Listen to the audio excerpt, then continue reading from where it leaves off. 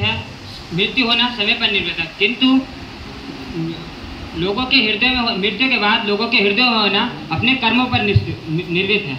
इसी के साथ मैं पुष्पेंद्र सैनी कक्षा 8 का छात्र आज आप सभी के समक्ष यूनिवर्स हाउस की ओर से कर्म के महत्व पर अपने विचार प्रस्तुत करने जा रहा हूँ।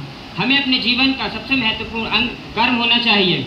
हमें भाग्य के बल पर नहीं बल्कि कर्मों के बल पर अपना जीवन व्यतीत करना चाहिए। कुछ लोग होते हैं जो अपना पूरा जीवन यह सोच कर व्यतीत कर देते हैं कि सिर्फ हमें हमारे भाग्य में इतना ही लिखा है तो हमें सिर्फ इतना ही मिलेगा, परंतु ऐसा कुछ नहीं है। हम अपने कर्मों के बल पर अपने भाग्य को भी बदल सकते हैं। हमें सदा जीवन में कर्म करते रहना चाहिए और फल की इच्छा नहीं करनी चाहिए।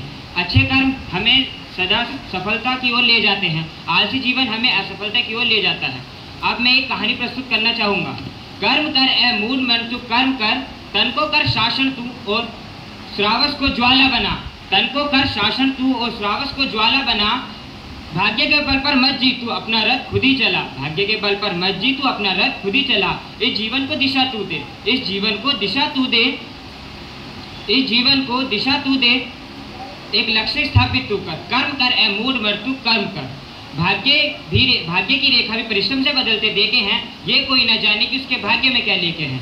कल क्या होगा यह सोचकर तू व्यर्थ में पछताएगा। कल क्या होगा यह सोचकर तू व्यर्थ में पछताएगा। कर्म कर ए कर्म योगी कल कभी नहीं आएगा। कर्म कर ए कर्म योगी कल कभी नहीं आएगा।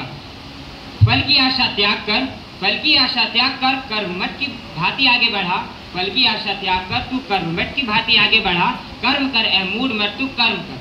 मार्ग में कितनी भी बाधा हो हंसकर उन्हें स्वीकार कर। हर एक को सम्मान दे तू हर बाधा पार कर। हर एक को सम्मान दे तू हर बाधा पार कर।